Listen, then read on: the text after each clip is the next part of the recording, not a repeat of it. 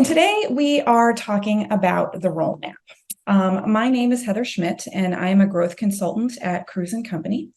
And first, I just want to thank you for joining me today. I know time is valuable, especially this time of year as we head into the holidays. I can't believe it's already here. So just a heartfelt thank you for being here today.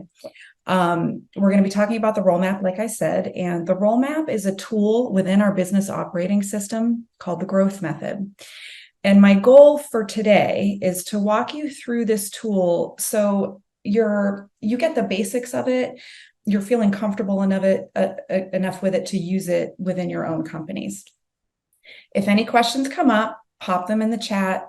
I don't multitask well, so Nicolette, thank you, Nicolette, is here to manage the questions in the chat. And if I'll get through them throughout the course of the presentation, and we'll have some time for Q&A at the end. So without further ado, let's get started. A little bit about what we do here at Cruise & Co. We're a management consulting firm that help companies drive growth. We do that by using our business operating system called the growth method, and that method is aimed at increasing revenue, profit, and valuation of your companies. Our mission here at Cruise is to help entrepreneurs and their teams live their ideal lives.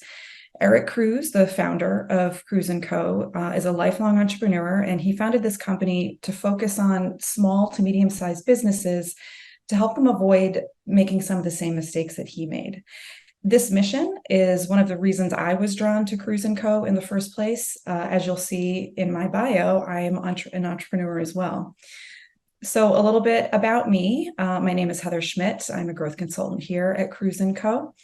I'm a founder as well, a co-founder. I started Union Square Companies in 2012, which is, I like to say bakery, but really we're an artisan donut shop based in Boston. And we have, I think, 7 locations. We just opened our newest location at Harvard Square recently.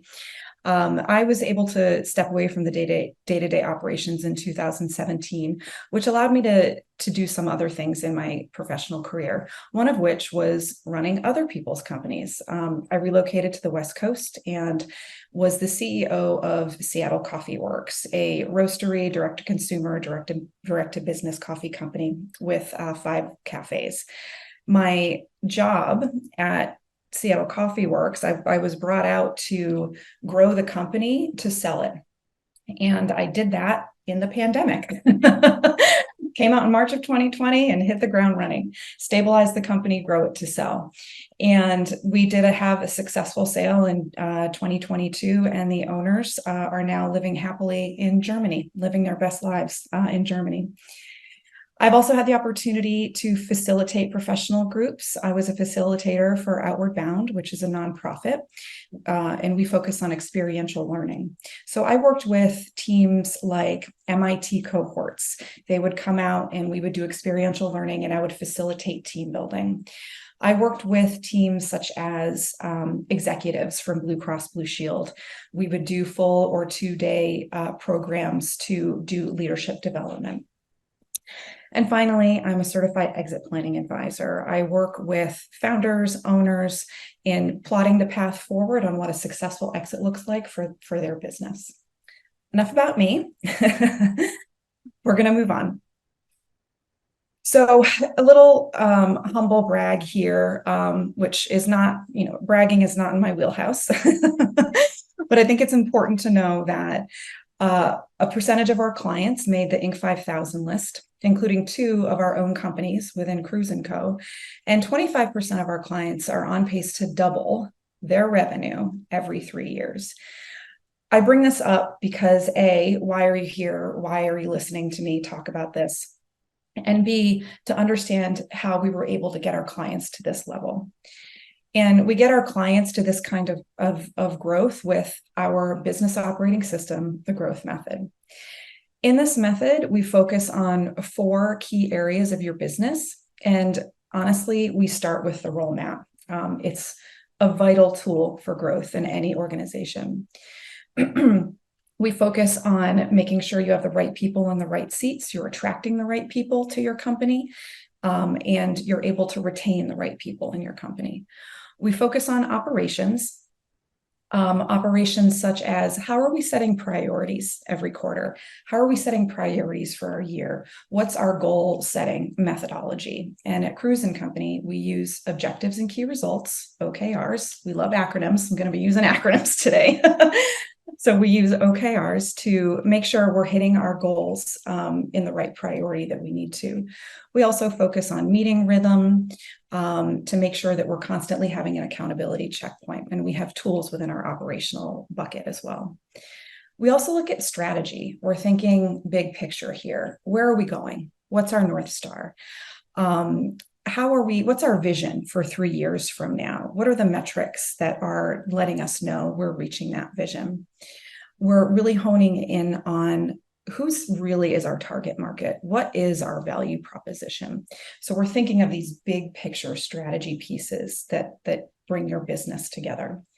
And all of that is tied with finance. We need a financial plan to understand our people plan, our people growth. We need a financial plan to understand our operations, and we need a financial plan that's tied to our strategy.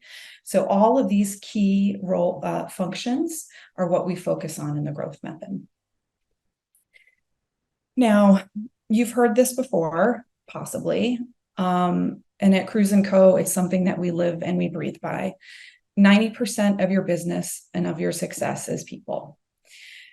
People will enable your business growth, and at times, people can also stall your business growth or stall the success of your business, which is why we focus on structure first. And you're going to hear me talk about this a lot throughout the course of our presentation today. We start with structure. Why? Oh, I lost an earbud. It happens every time. Why? Because people are inherently complex. We are full of emotion, which can create drama.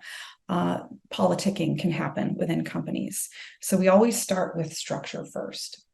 And the formula that we have found works best within our method is understanding the right seats of the organization, the structure, then aligning the right people to sit in those seats. And then another key piece of this is understanding at what time, the right time to align our right people in these seats. And that is how we drive growth. Where you are now, and then a living, breathing vision of how your people structure and your company is going to evolve. The role map is one of the most vital tools of any organization. It's fundamental in driving sustainable growth. So as we move forward, as I move to the next slide, I want you to think about what inspired you to sign up to come to this webinar today, or put another way, what are the challenges you're currently facing in your organizational chart? What's not working for you? And I think I might hit upon some of those ideas. So let's review a traditional org chart. Traditional org charts start with this snapshot, right? We have an organizational chart that's structured around people, not around seats. You're going to hear me say this a lot. Right people, right seats. Okay. We focus on titles rather than management structure. An example that I love to use is one of my clients. When I looked at their traditional organizational chart, when we first started, there was a seat that was Chief Energy Officer. And I was like, that sounds fun. I want that job. What does that actually mean? Right. And this is where the clarity piece comes in. We don't have enough clarity on who owns what, or what that seat actually is. Another big piece of this is that org charts don't account for people who are wearing multiple hats, right? We might have someone who has the title of VP of Marketing. Well, they might also be owning some part of sales. Maybe not the whole thing, right? Maybe they're also doing something in operations, but their title is VP of Marketing. So we want to get clarity on that, understanding exactly what each seat is accountable for. They also don't account for thinking about evolution, right? When was the last time you reviewed, or your team or your company reviewed the organizational chart and plotted what needed to happen next to drive your growth, right? We find at Cruise & Co that org charts, while are helpful, they are just a snapshot of a moment in time, and they don't drive growth. They're not tied to your strategy of growth. I find them very helpful when I'm first starting working with a client, because it helps me understand where people are at in that moment. So the role map, right? Here we go. Forget the faces, focus on function. Structure first. What are the functions that this business needs to thrive? Okay. To make your vision a reality, we really need to understand first what functions the company needs in order to thrive. We then think about people. We need to align the right people in order for the company to grow. And with that, we need to think about timing. So you may have heard this analogy before. I love this analogy because it's pretty clear. It's the bus analogy, right? We have our bus and we're going on a journey, right? And our destination is what we call our North Star. It's our vision of where we want this company to go. We have all of these seats in the bus, and we need to figure out who the right people are to get on this bus and go on this journey with us. Sometimes we let people off of the bus, and other times we let people on the bus. And this is all part of the journey. When we get this right, we have the right people in the right seats at the right time as we evolve. And we as a team are in complete alignment.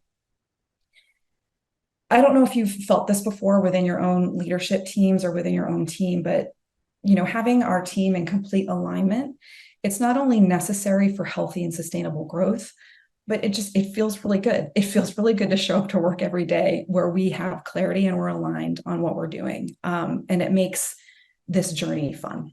And that's an important piece for me personally.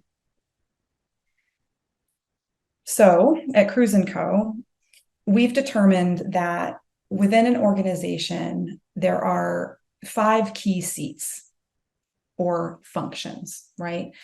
Every business, no matter the size, sub 5 million to companies with departments with hundreds of employees, all require these basic functions to thrive. We have what we call our CEO seat.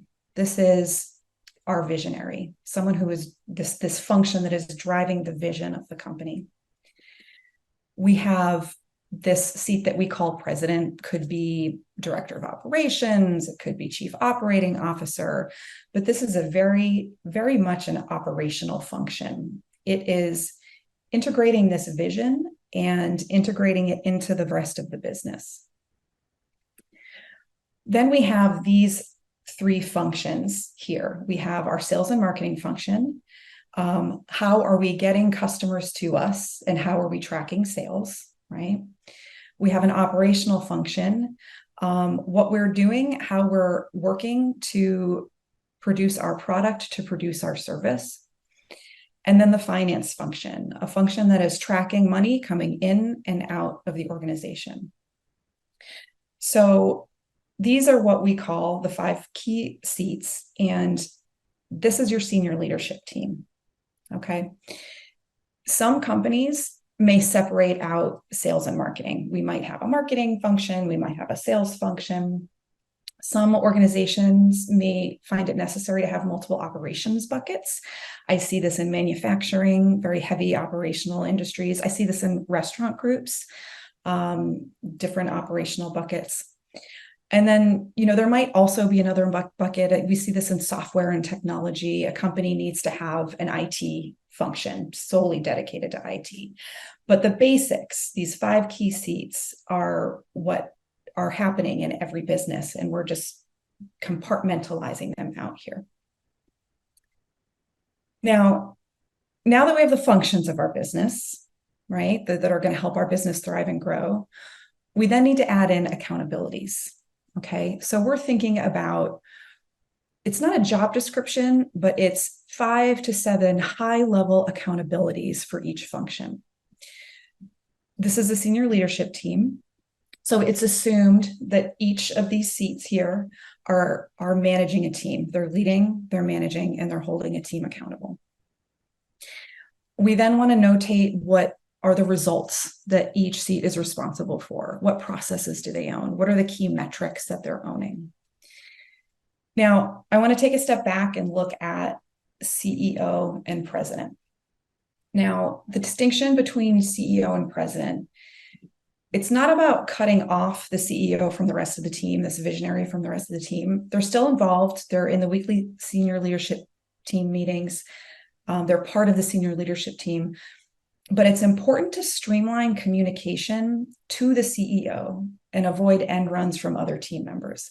And the president acts as a filter of communication in both directions, right? In some cases, as we see this in smaller companies, the president is the entrepreneur and runs the business and owns the vision, right? They're sort of sitting in both of these seats. In that case, there's no real distinction between the president and the CEO. And again, we see this in smaller companies. However, as the company grows, at some point, we need to bring in a seasoned operator to sit in the president's seat so we can really compartmentalize that out. But if you're sitting in both of those seats right now, don't worry. It's not unusual, but there will be a point in your growth that we'll need to start to compartmentalize that out. So we have our structure that we've decided that's going to drive our growth and where we're sitting now. We have our accountabilities for each of those seats. Now that we have that solidified, now is when we add in the people, right? Adding in the people is the last step of the equation. And to do that, we have another tool that we use. And this is called the VDR tool, another acronym, our Values, Desires, Results tool. In this tool, we're first looking at values. I'm sure many of you have notated your values. Maybe you haven't. We actually have a whole other workshop and exercise that we do to understand and getting clarity in what your values truly are. But our values are the DNA of the company. It's how we hire our team. It's how we fire our team. It's how we reward our team. It's how we live and breathe in every day of our business. If your people don't live one of your core values, that's a fail. It's a harsh language, but sometimes we need to get clarity on this. And if they don't live the majority of your core values, most of the time, it's also a fail. This is the right people aspect. If your team member isn't aligned with your values, it's not going to be the right fit. I like to say, if the wrong people stay, the right people leave. We then look at desire, and sometimes this piece gets skipped altogether. We get excited about a new team member, we have everything going, but we don't take that breath and say, do you actually want to do this job? Right?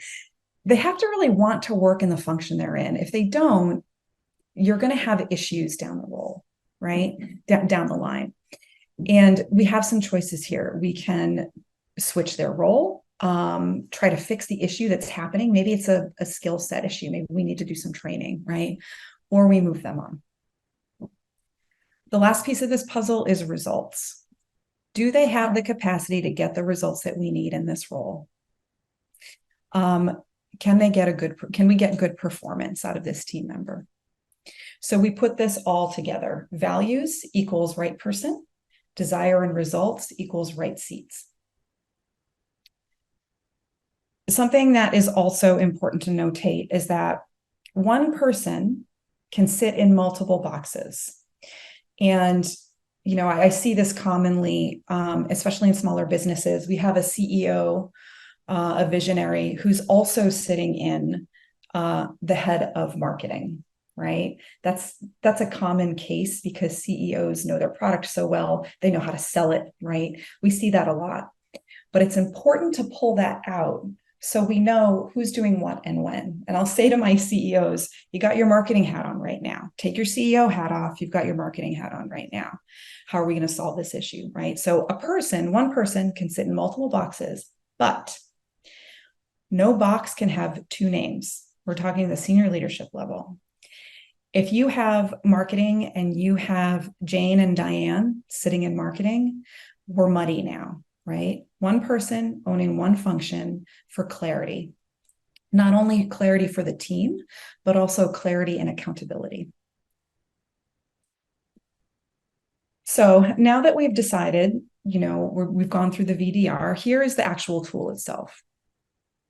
We're evaluating our employees for core values and cultural fit, desire to do the job, and ability to get results. Again, core values, right person, desire and results, right seat.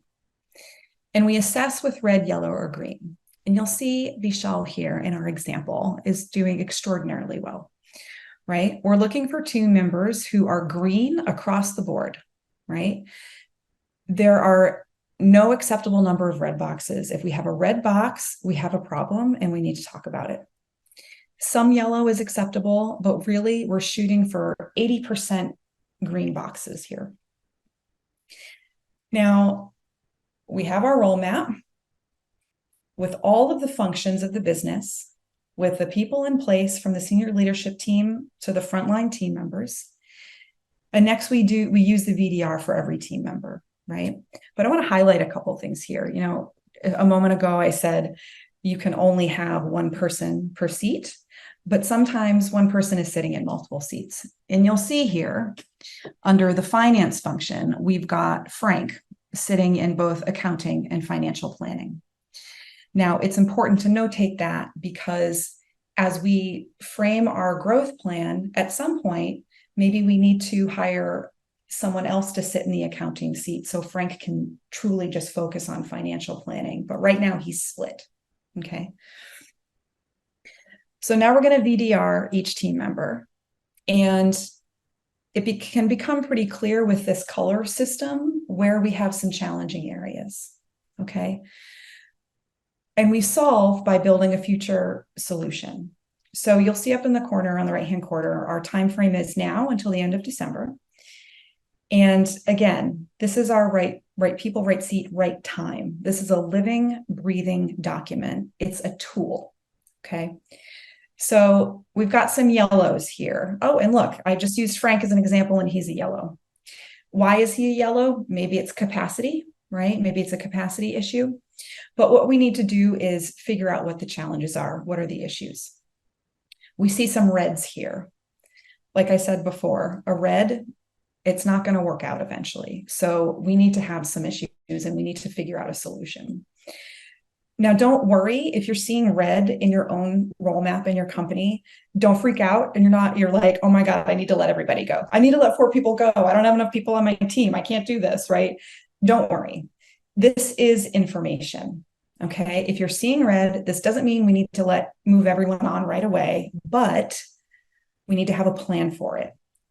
And we can create that plan with this role map. It's going to be our people strategy. And we need to stick to that plan, right? Discipline in the execution.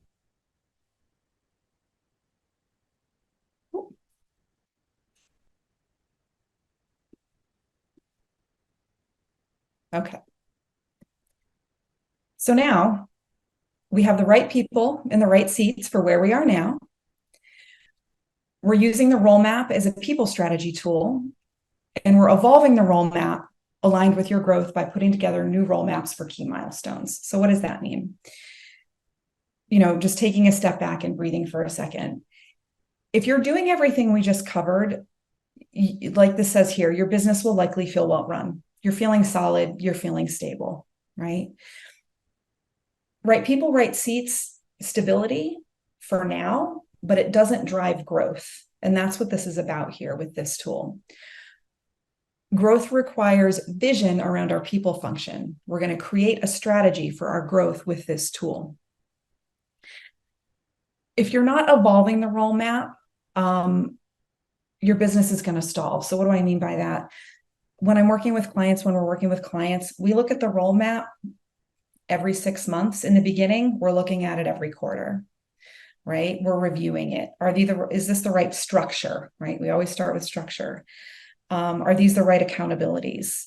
Do we have any people issues, right? Let's VDR everyone on this team. We do this in our sessions. And so then we can plan for, okay, this is what we're going to live with for the next 6 months. But now we need to evolve. What does 6 months look like? What does the next 6 months look like? And what is that going to look like moving forward? So what we do is we pick a time frame, right? And we start planning backwards.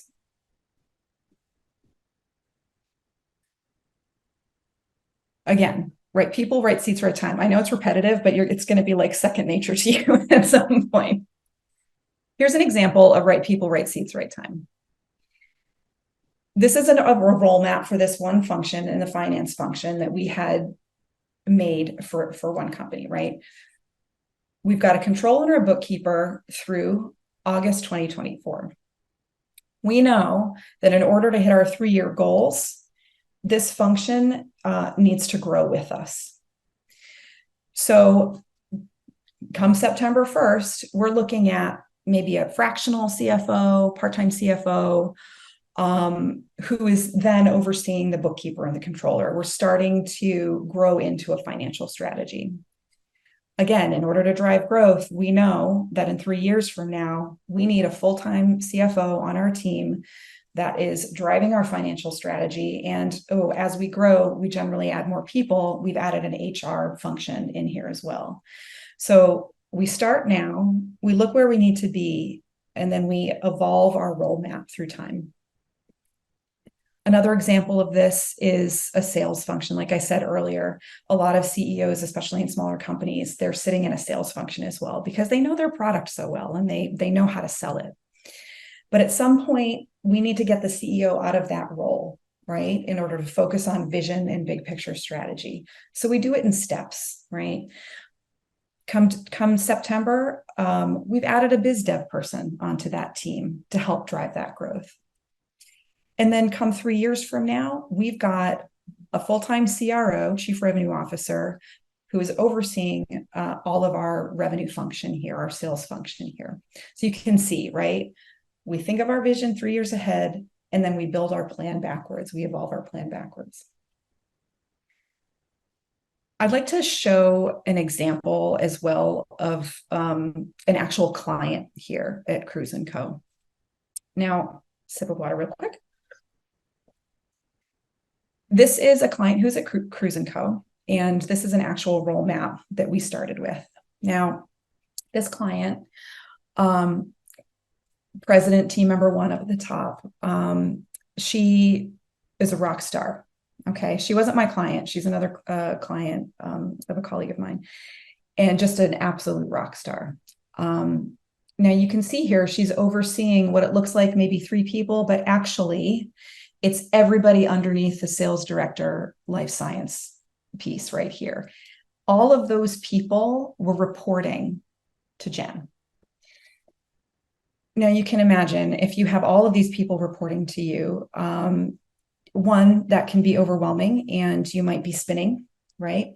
Not able to effectively lead and manage your team, right? And she's overseeing everything. So this is unsustainable. She's drowning in the business and never felt like she could get ahead, right? So we needed to make sure that we were understanding what this business needed for functions. So we got to a year later to this role map where she's sitting in the visionary seat, and we've effectively structured out what these functions needed for this business to thrive.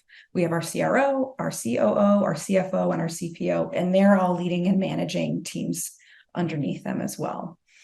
So this was a year process, but we got her to the place where she could focus on driving the big picture growth of the business, which was going to have that company thrive, which is where we needed them to be. So putting it all together, right? I had mentioned OKRs earlier, objectives and key results. This is the method that we use for setting priorities for the year and for every quarter. In OKRs, we are aligning our team members with OKRs that make sense for their roles, right? So this is how the OKRs are tied to the role map.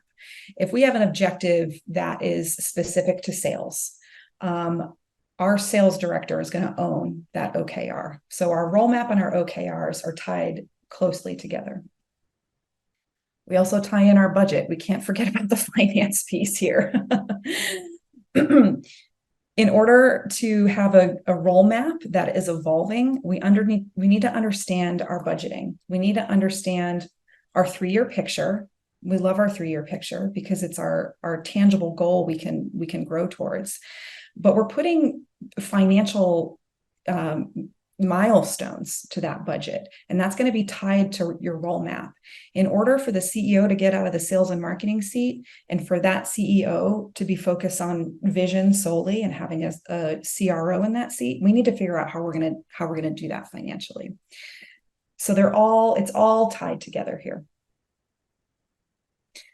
To sum it all up, the role map, again, I'm a broken record. Build the right structure for your organization.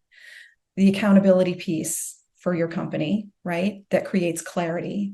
And it's going to help us develop a hiring plan for the future. Remember, we're revisiting this role map every 6 months, and in the beginning, every quarter. It's a living, breathing document. And our role map is going to be aligned for the growth of our business and our longer term goals, our 3-year picture. What do you do now? Well, some homework for you if you choose. Document the functions, right? What's the right structure for your business now through the next 6 months? Document what you have now. Can I live with this now, or do we need to make some changes now? Can I live with this for the next 6 months, right? Add in your accountabilities for each box, and then add in names, and do the VDR. Use the VDR tool for each of your people in these seats. And you're going to see where there may be some issues popping up, and it's going to help you devise a plan. Remember, this is information, right? This is information we need in order to grow our business. Again, I love our 3-year pictures, right? We're going to tie in our revenue targets there, right? Our 3-year objectives to grow to where we need to be, that's tied to our business plan. And we're going to build role map, right, for key milestones, like the example I gave of the CEO sitting in the marketing seat to having a full-time CRO hired to the company. We're going to understand what milestones we need to hit to get to that 3-year vision. So with that, we'll get to questions in a second. And I think Nicolette was going to pop this QR code in the chat. But if there's any further questions you have, or you just, want to learn more about the growth method, whether it's me or another member of my team or a colleague, just scan this QR code and you can get hooked up to chat with us for, a half an hour, an hour or so. I'm going to stop sharing because it looks like we have some questions in the chat.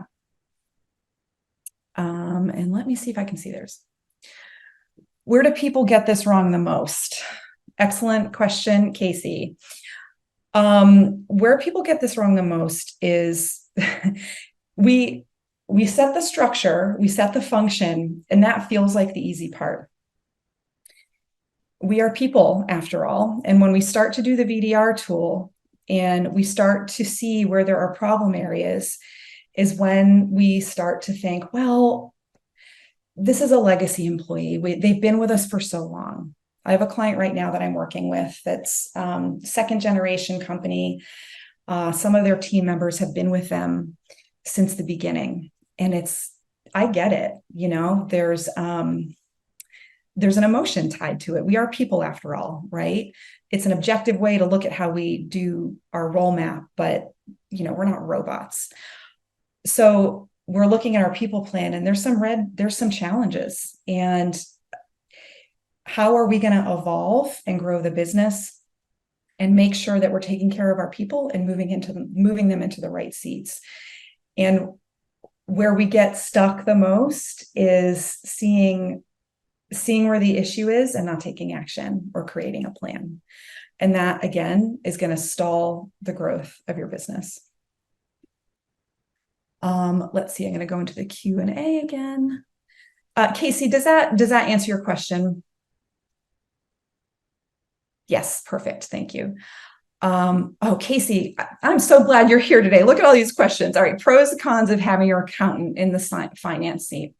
So when we're talking about the finance seat, we're talking about driving strategy. Okay.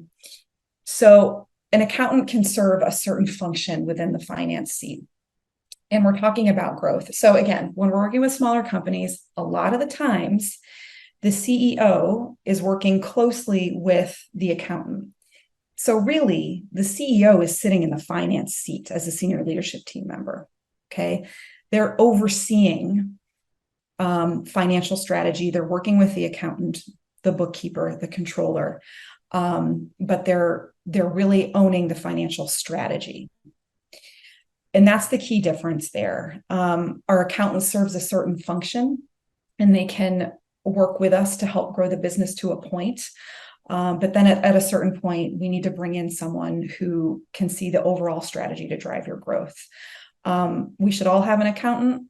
And if you're doing your books and you're doing them well, great. But if not, I would suggest getting a bookkeeper on board.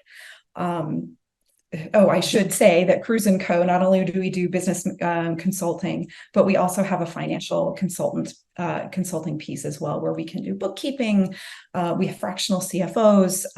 So if you're interested in that, again, that QR code can bring you to one of us and we can point you in the right direction.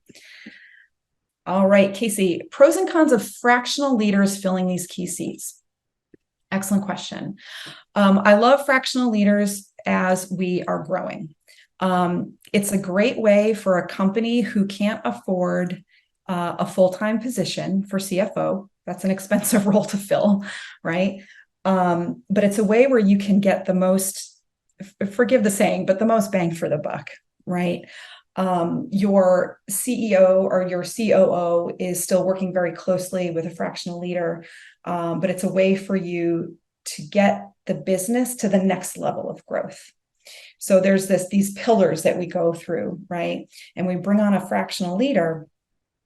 They're there to get us to the next pillar, to bring on someone full time. Excellent. In your experience, are any of the seats more important than the others? They're all my children, Casey. No, I'm teasing.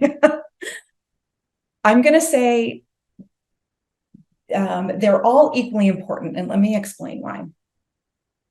We need someone with vision.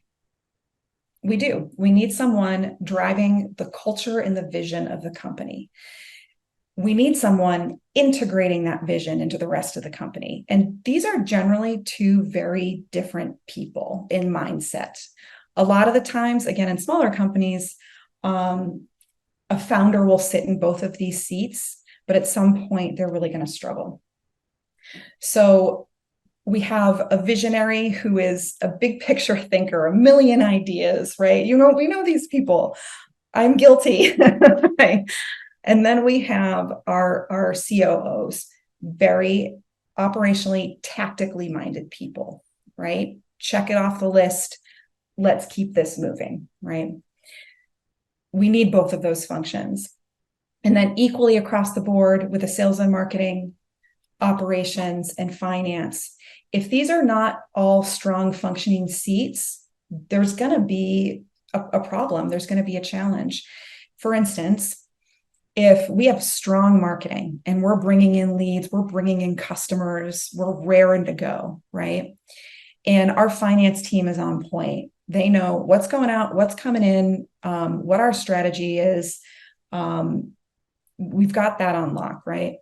But say we have a weak operational function where we can't keep up with production. Well, if we can't keep up with production, we can't satisfy our customers. Maybe we lose customers, and then we're not bringing in the money that we need to bring in. So they're all truly equally important, and they all need to be strong. Okay. Casey, am I hitting the points? Am I answering, am I getting to the root of the question here for you? Perfect. Thank you. Are any of these seats easier to fill from within and promoting up versus hiring senior people from the outside? This is an excellent question, and I get this a lot with my clients. This a lot with my clients because we are people, and most of the time we love our team and we want to supply opportunity. So we go back to the VDR, right? We have tools for this. We go back to values. If we're within the company and they're hitting greens in the values, great. Right people for this company. Then we go to desire results. Say you want to promote someone to, I'll use the sales and marketing function again, the director of sales and marketing or VP of marketing. Do they have the skill set to get the results that we need? Maybe they do, maybe they don't. Maybe they have part of that skill set, but they need development somewhere else. And my question to you would be, is it worth the return on investment to train this person to get them to where they need to be? And then we look at desire, right? Do they want to do this job? If we're moving someone to the next level, if we're moving someone from, say, a middle management level to a senior leadership level, it's a big step. And I think a huge piece of this is leading, managing, and holding their team accountable. The senior leadership team, really, we have to have strong leadership. And that would be something that I would cross-check for with a new team member if you want to hire them up into a new position. There are also points in time as you're growing your business where it may make the most sense to bring on someone from the outside who can take you to the next level, who's been there, done that. That drives growth, right? So on the smaller size, we're looking at like maybe 5 million, sub 5 million. It may make sense to promote to senior leadership. But as we grow and we get to the next pillar of growth, this happens frequently. We want to support and reward our team, and we want to continue to our North Star and drive our growth. It may make more sense to bring in an seasoned, experienced leader to take us to the next level. Great. Kate, did that answer your question? Great. Perfect. Excellent. All right, I'm going to scroll through the chat a little bit, make sure I didn't miss anything. Does anyone have any other questions? And if I could hear you, I would say, just pop off your mute and talk, but I can't hear you. So if you have any other questions, please pop them in the chat. Favorite ice cream? Oh, I have this is a polarizing question for many people. Mint chocolate chip. My partner hates mint. He thinks it only belongs in toothpaste. Great. Excellent. All right, everyone. I truly appreciate you coming today. Again, I know this is a really busy time of year. I hope this was helpful. I hope you can, if this was a useful tool for you, you can start to implement within your business. And again, any questions, you want to talk through it further, just hit that QR code. And I'm happy to hop on a call, or one of my colleagues would be as well. But thank you again for coming here, and happy holidays. They're here. It's November. It's next week. I hope you have a wonderful holiday season, and maybe I'll see some of you in the new year. Thanks so much, everybody.